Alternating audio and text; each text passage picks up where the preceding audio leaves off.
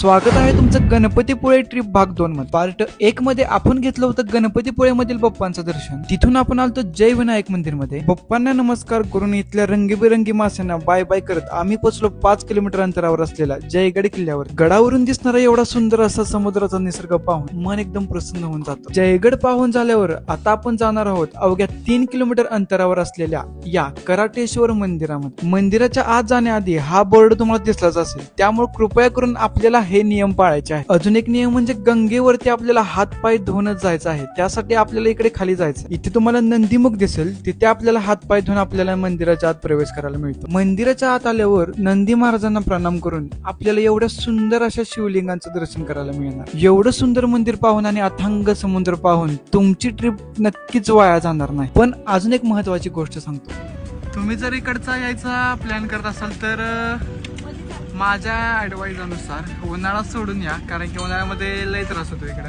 अशाच व्हिडिओसाठी आपल्या पेजला फॉलो करा. भेटू तुम्हाला आता पुढच्याच व्हिडिओमध्ये. रामकृष्ण हरी.